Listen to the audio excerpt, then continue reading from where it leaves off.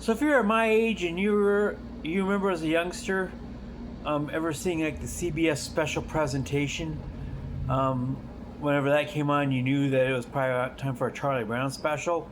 Well, this is one of those, and so we have a special presentation tonight. I'm following up on a video. I'm kind of extending something by Pedro Mr. Bet on You Santiago, and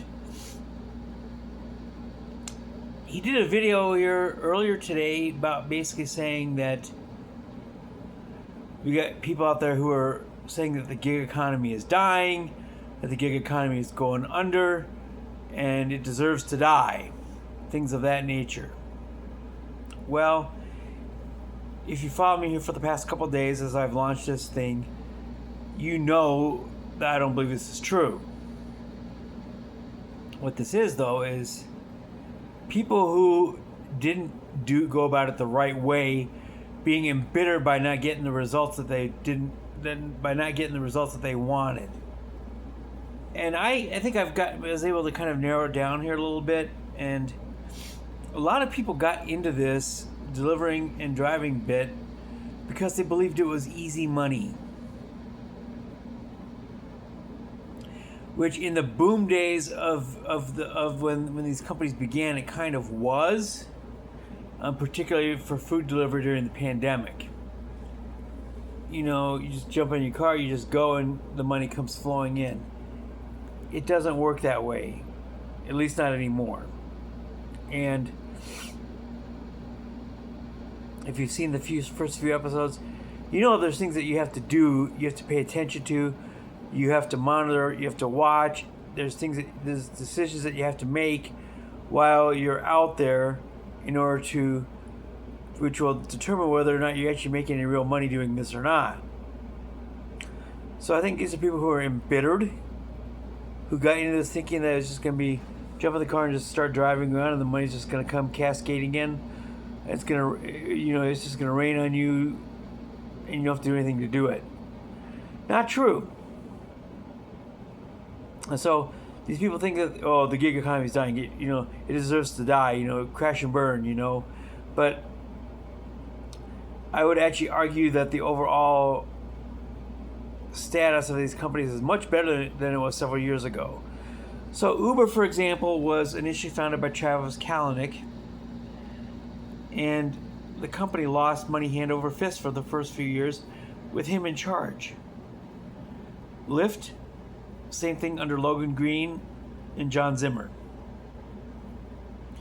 What these men were able to do, though, in order to keep things going, is they were masters at raising capital. Particularly Kalanick was really good at just raising money left and right hand over fist, under the promise that at some point these companies would go public and they'd be able to cash in on their shares based on however much they've contributed in capital to startup fees. Now, both of those companies, DoorDash, etc., were all successful in doing this. So they eventually got to the point where they were able to have an IPO or a stock offering, and they're no longer in the business of trying to raise capital because all those companies are profitable now. So I would argue that if the gig economy companies were ever vulnerable, it was in the early years. It was in the 2010s when this whole thing was brand new. That is when if these companies were gonna crash, it would have happened. It certainly ain't happening now. With these companies, just publicly traded companies, and showing profits, and they have done so for a few years now. So I think it's wishful thinking by very bitter people who thought that it would just be automatically easy money. It no longer is. It was for a short while at the very beginning, but it no longer is. So these are people whose expectations were never level set correctly. It simply would just be a matter of jumping in the car and you get rich. Not quite true.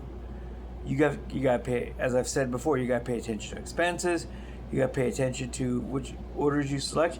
You got to pay attention to how much time that you're spending out there, and you also have to pay attention to which restaurants will turn you around quickest, and even things like cell reception at the drop-off points. You want to make sure that you have technology. Your technology is going to work for the drop-off, so you don't get hit with contract violations. So there it is.